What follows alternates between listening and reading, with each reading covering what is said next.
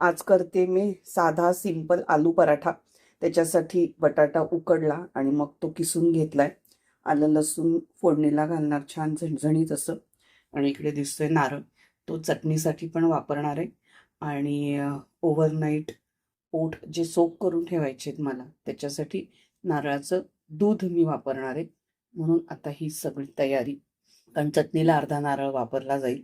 आणि मग तो अर्धा नारळाचा काय उपयोग करायचा, तर मी त्याचं नारळाचं दूध काढणार ते आणि त्याच्यात ओट सोक करून ठेवणार ओव्हरनाईटसाठी. नुसतं आयुष्य म्हणजे खाऊ खाऊ खाऊ खाऊ खाऊ खाऊ आहे ना. सकाळ झालं संध्याकाळ, संध्याकाळ झालं रात्र, रात्री झाले की परत सकाळ. आता हे सगळं आपण वन बाय वन करूयात आणि बघूयात. हे बघा, थोडं थोडं आपलं तेल घातलं, छान आलं लसणाची पेस्ट, आलं लसूण मिरची कढीपत्ता आणि हिंग हळद हे सगळ्यात वापरते मी. हळदीने कसं आपलं अँटीसेप्टिक आहे हळद, आणि हिंग पचनाला चांगलं म्हणताना डोळे झाकून या गोष्टींना दोन सगळ्यात टाकायच्या. नारळाचं दूध काढण्याची प्रोसेस अगदी इझी आणि याआधी पण मी दाखवली आहे. हे बघा, असे हे छोटे छोटे तुकडे करून घेतलेत, ते आता मिक्सरच्या भांड्यात टाकायचे. हा अर्धा नारळ आहे ना, त्याला मी जवळजवळ 2 कप पाणी वापरणार. आधी जर असं घट्ट असं दूध मी काढून घेणार, कारण ते मला ओट्स भिजवण्यासाठी असं व्यवस्थित ही चाळण घेतलेली, चाळण बिळण ठेवली. मग त्याच्याने ते मी गाळून घेणार. सेकंड टाइम थोडं पाणी टाकून ते वाटणार ना, तर ते मी उद्या माझ्याकडे चिकन बिर्याणी म्हणण्यापेक्षा मी चिकन भात म्हणते त्याला. मी ते काय त्याच्यात थरं बिरं देत राहत नाही, सगळं मिक्स करते, चव भन्नाट होते, ते महत्त्वाचं असतं. तर ते मी कढीसाठी पण ठेवणार आहे. आता या दोन्ही गोष्टी तुम्हाला दाखवते. हे बघा, आता हे 1 कप पाणी याच्यात आपण घालायचं आणि छान वाटून घ्यायचं. मी 1 कप तुम्हाला दाखवलं होतं पाणी, त्याच्यानंतर अर्धा कप परत घातलंय. आता मला जे ओट सोक करायचे त्याच्यासाठी मी हे 1 कप काढून घेते. हे बघा कसं मस्त आहे, घट्टच्या घट्ट.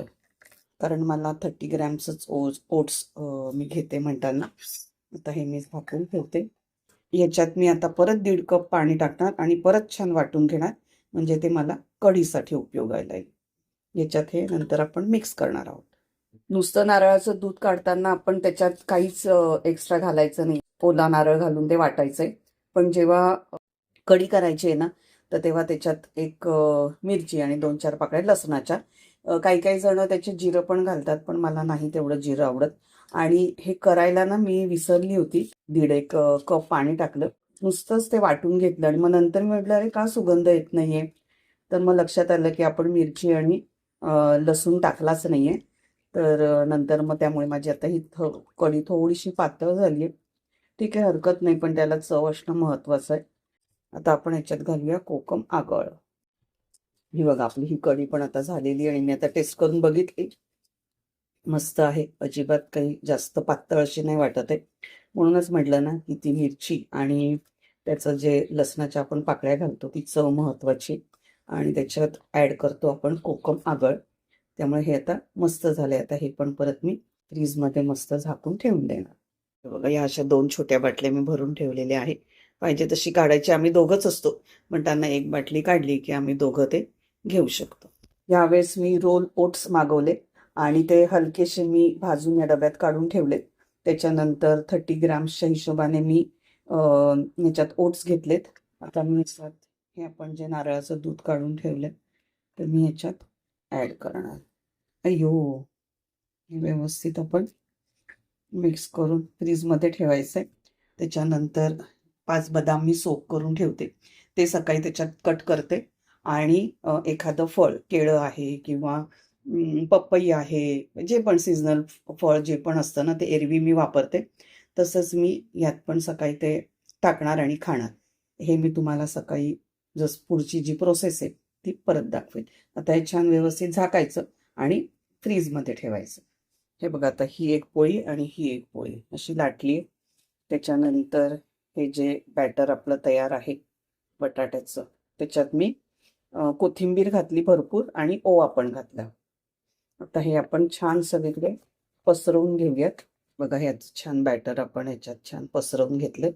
आता त्याच्यावर ही दुसरी पोळी आपण टाकतोय, ती छान जरा व्यवस्थित करून घ्यायची आणि भाजायचं. तव्यावर तेल टाकलं आणि परत दोन्ही साईडला लगेच परतून घेतलं, म्हणजे दोन्ही साईडला तेल चांगलं लागतं यासाठी. आलू पराठा काय किंवा कुठलाही पराठा किती वेगवेगळ्या पद्धतीने आपण करू शकतो ना. एक तर स्टफ करून किंवा त्याच्यातच पीठ मळायचं, म्हणजे पिठातच ते बटाटा किंवा भाजी ज्याचं करायचं आहे पराठा ते आपण करू शकतो. किंवा हे असं दोन्ही 2 चपात्या लाटायच्या आणि त्याच्यात ते ऍड करायचं. आता हे जरा लहान मोठा गॅस करायचा आणि छान खरपूस भाजून घ्यायचं. बायका कसं कामाचं मॅनेज करतात ना, एकात एक किती कामं करतात. जशी आज मी केली तसे सगळ्याच असतात, बायका करतात. पण घरातल्यांना वाटतं हां काय केलं आज, फक्त भाजी पोळी तर झाली, आज तर फक्त पराठे झाले. पण त्याच्यात किती काय काय अजून तयारी झाली जेवणाची किंवा काय असं. आता ह्याच्यात ना तुम्हाला कसं तेल तूप हवं तसं तुम्ही टाकू शकतात. मी जास्त तेल नाही वापरत किंवा तूप, म्हणताना मी हे असंच ठेवणार. किती सुंदर रंग आलाय बघा. आणि आता हे छान एकदा लहान मोठा गॅस करत करत भाजलं गेलं ना, की मग थोडं कुरकुरीत कडक व्हायचं असेल ना, तर आपण तो गॅस स्लो करून भाजायचा. हे बघा दोन्ही साईडने मस्त झालंय.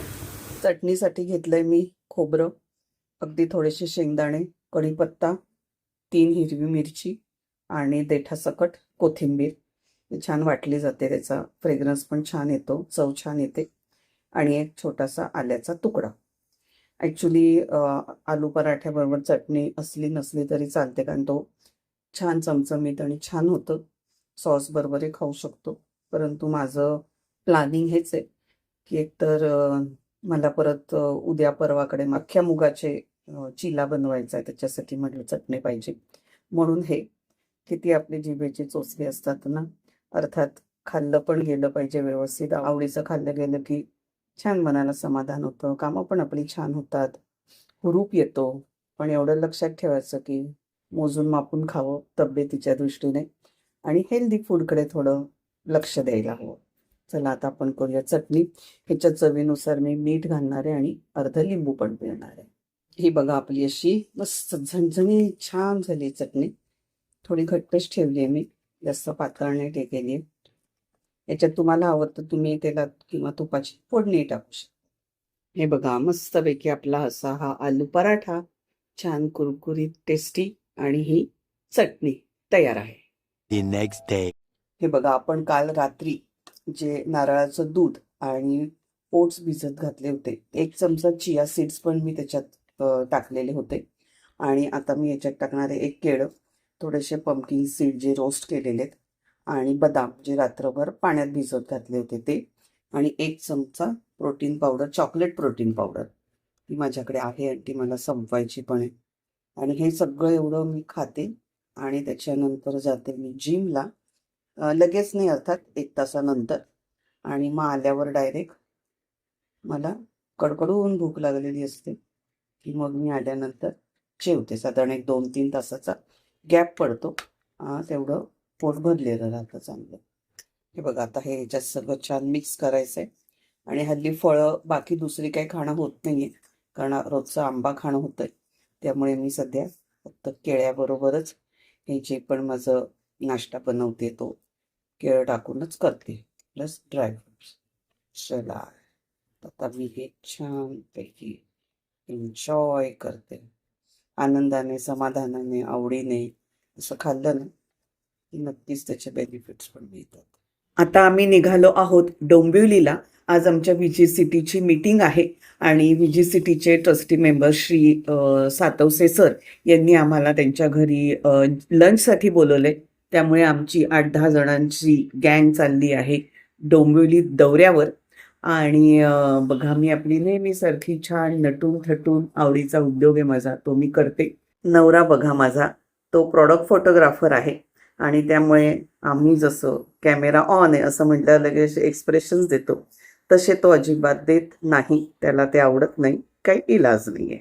प्रवासात दिसणारं निसर्ग सौंदर्य टिपायला मला खूप आवडतं. सरांच्या घरात पाऊल टाकल्या टाकल्या छत्रपती शिवाजी महाराजांची ही अप्रतिम अशी फ्रेम बघितली ना, खूप प्रसन्न वाटलं. आणि नंतर आमच्या गप्पांना सुरुवात झाली. हे बघ मेनू बघून ते हे ठरवलं असं मांडी हो. घालायची की नाही. सगळ्यांची चेहरे असे खुललेले आहेत की असं छान मस्त सातवसे सरांकडे जेवण चालू आहे. आता काय जगाला कळणार. येस, मग काय, सातवसे सर, थँक्यू सो मच. खूप छान आहे, टेस्टी जेवण. थँक्यू. सरांकडचा उत्तम पाहुणचार, ज्ञानात भर पाडणाऱ्या गोष्टी आणि मीटिंग झाल्यानंतर ट्रेनचा प्रवास येत आहे पटापटा. त्याचा टॅब आहे ना. त्याचा टॅब आहे म्हणून बरोबर आहे, आपलंच नाही येत आहे. 6 तुम्हाला आता आहे. ये आता तो जाईल ना आपले, आपण येईल ना बाहेर. आडा तर वर. ए मला मारू नको हा, मला जाऊ दे थोडा पुढे. काल मी नारळाच्या दुधामध्ये जे ओट्स भिजत घातले होते आणि ते मी सकाळी खाल्ले, ते खरंच एकदम भारी टेस्टी लागले. आज मी हे नॉर्मल आपलं गाईचं दूध घेतलंय 1 कप आणि त्याच्यात हे 50 ग्रॅम्स ओट्स मी रोस्ट करून घेतलेले आहेत आणि 1 चमचा चिया सीड. असं सगळं छान मिक्स करायचं आणि फ्रीजमध्ये ठेवायचं. The next morning. काल रात्री आपल्या रेग्युलर दुधामध्ये ओट्स आणि चिया सीड्स भिजत घातले होते.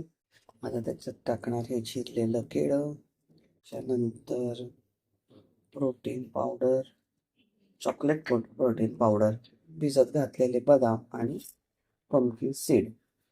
काल डोंबिवलीला गेलो होतो, प्रवास खूप चांगला झाला. मुख्य म्हणजे वेळा आम्ही अशा निवडल्या होत्या ना की जाता येता AC ट्रेन बरोबर मिळेल. बोरिवली टू दादर छान AC मिळाली, त्याच्यानंतर डोंबिवलीला जायलाही पुढे AC ट्रेन मिळाली आणि अगदी भर दुपारी गेलो होतो आम्ही लंचच्या वेळेत म्हणताना. येताना पण तसंच आमची मीटिंग होती.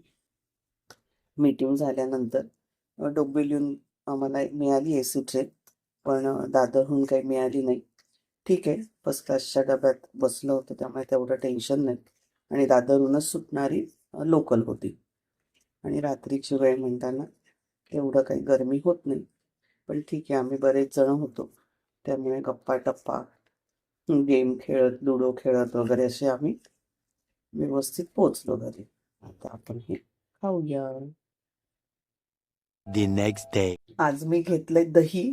दही म्हणण्यापेक्षा पातळ केलंय ते बऱ्यापैकी ताकासारखं आणि त्याच्यात आता मी हे ओट्स ऍड करणार. थोडं मी 1 चमचा अजून दही घालेन म्हणते, ते परत फुललं पण पाहिजे ना चांगलं. चिया सीड्स आणि सकाळी मी ह्याच्यात ॲपल किसून घालणार आहे किंवा मग मिक्सरला ग्राइंड करेन. आता ह्याच्यात वाढवू का विचार करते. हां, थोडं 1 चमचा दही ॲड करते आणि मग फ्रीजमध्ये ठेवते. The next morning. आज संजूसाठी आहे अंडा पावचा नाश्ता. या पद्धतीने तुम्ही कधी खाऊन बघितलं आहे का? तुमच्याकडे कुठल्या पद्धतीने अंडा पाव केला जातो ते नक्की माझ्याबरोबर शेअर करा. आणि आमच्याकडे संजूला या पद्धतीने आवडतं. दोन्ही साईडने छान फ्राय करून घ्यायचे. मला अजिबात नाही आवडत आहे. चला, आपली आपली आवड असते, ज्याला जे आवडतं त्याने ते खावं, आनंद घ्यावा. हा आहे संजूचा नाश्ता. पप्पा, happy Thank father's day. you. सर्व जग दुनियेतल्या फादर्सना हॅपी फादर्स डे. मग माझा नाश्ता ठरलेला आहे ओट्स. चला आता आपण आपला नाश्ता बनवूयात. काल रात्री दह्यात भिजवलेले ओट्स, चिया सीड्स, आता त्याच्यात टाकलेत भिजवलेले बदाम, सफरचंद कट करून घेतलंय, चोको प्रोटीन पावडर, मस्त मिक्स करते आणि खाते.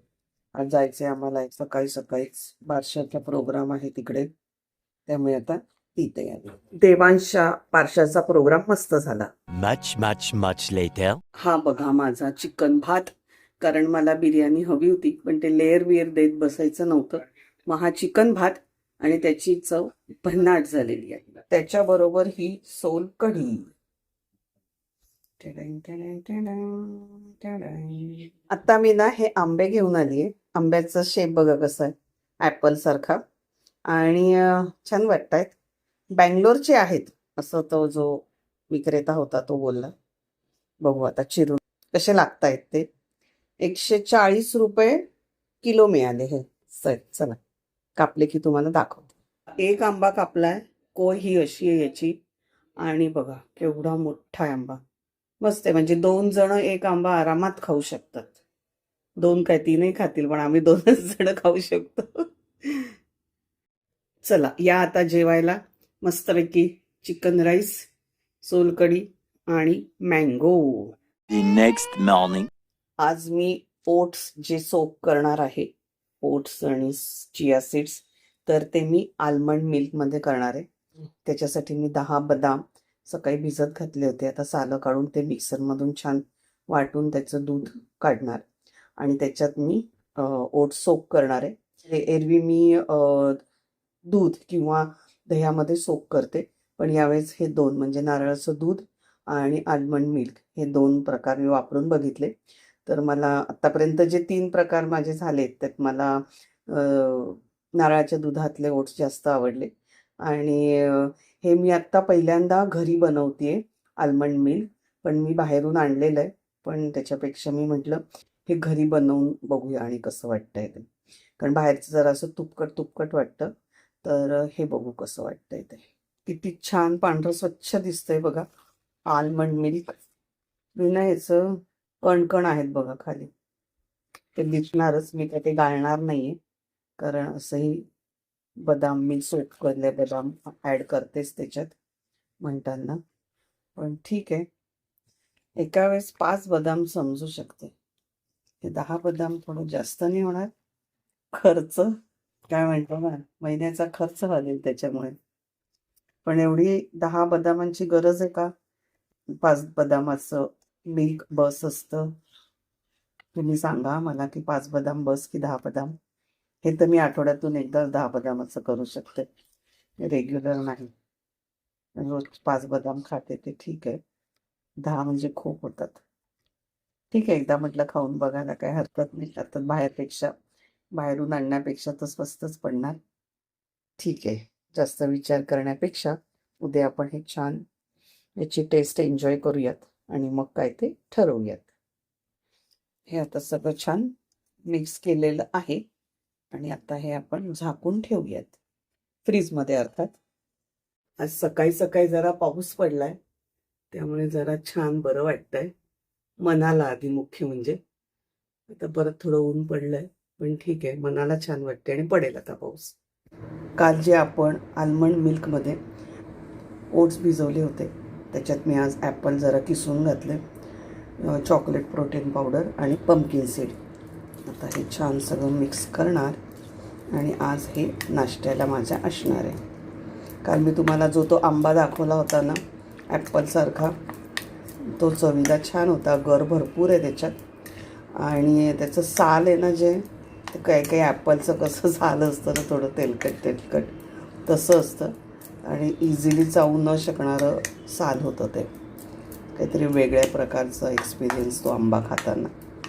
पण जोपर्यंत चांगले आंबे मिळत आहे तोपर्यंत खात राहायचे, हा फंडा आहे.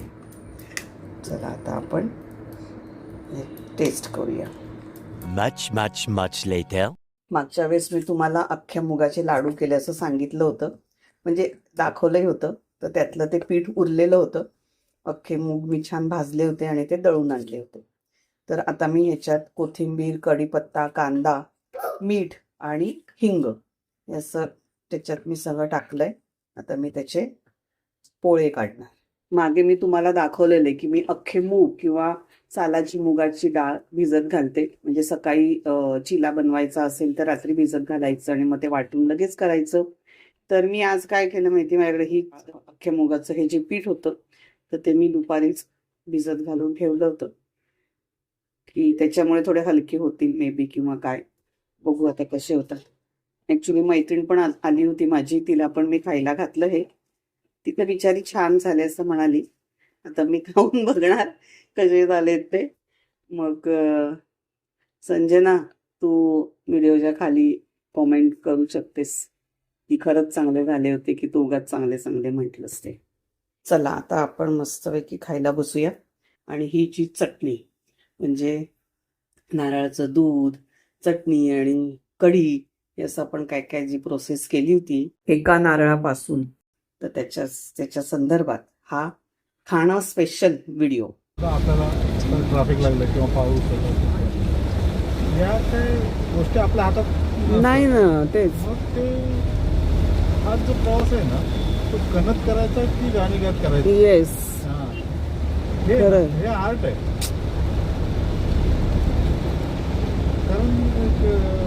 कारण लाईफमध्ये पण असं आहे ना, बऱ्याचशा गोष्टी हो. आपल्या हातात नसतातच ना. बरोबर आहे सर. तुम्हाला सांगतो आम्ही. ऐकते सर मी. मलाही ॲग्री आहे आणि म्हणून मी बोलली का एकदा तरी कटकट केली का मी नाही करणार. खूप जोरदार आहे पाऊस वृषाली. हे बघ पाणी पण साचलेलं आहे आणि हे बघ गाड्यांचं कडून पाणी उडतंय बघ कसं. काही काल तारीख होती 23 जून 26 आणि प्रचंड पाऊस पडला मुंबईत, पहिला असा जोरदार. काल आम्ही गेलो होतो मीटिंगसाठी आणि बघा हे आता उत्तरतीवरचं आहे हे पाणी, त्यामुळे तेवढं वाहताना दिसतंय आणि प्रचंड पाऊस पडला. अर्थात आम्ही 5-5:30च्या दरम्यान दादरला पोचलो. त्याच्या आधी पडून गेला होता, आम्ही गेलो त्याच्यानंतरही खूप पडला. त्याच्यातही मी व्हिडिओ केलेला आहे, तुम्ही इन्स्टावर तो नक्की बघा. छान झालाय व्हिडिओ. केवढं पाणी वाहतंय बघा, असे पाण्याचे पाठच्या पाठ वाहतो आपण असं म्हणतो ना तसं. कारण प्रचंड म्हणजे प्रचंडच पाऊस पडला. त्याच्यानंतर सबवेमध्ये बघा, सबवेमध्ये तर इतकं पाणी साचलेलं होतं. अरे बापरे, आपली गाडी मोठीच्या मोठी फॉर्च्युनर गाडी होती म्हणताना आम्हाला काही तेवढं टेन्शन नव्हतं. पण रस्त्यात कुठे काय खड्डे बिड्डे काय असू शकतं हे पण एक टेन्शनच असतं एवढं बरं पाणी साचल्यावर. तरी आम्ही असं सगळं व्यवस्थित पुढे चाललेलो आहोत. हे पाणी बघा, हे ब्रिजवर साचलेलं पाणी आहे आणि तिकडे पोलीस दादा आहेत, ते काहीतरी पाईपचं काहीतरी काम करताय असं कोणतरी बोललं. तर म्हटलं पोलीस बिचाऱ्यांनी सुरक्षा पण करायची आणि ही पण कामं करायची. खरं, hands off to Mumbai police. वाजलेत किती, 12 वाजून गेले ना.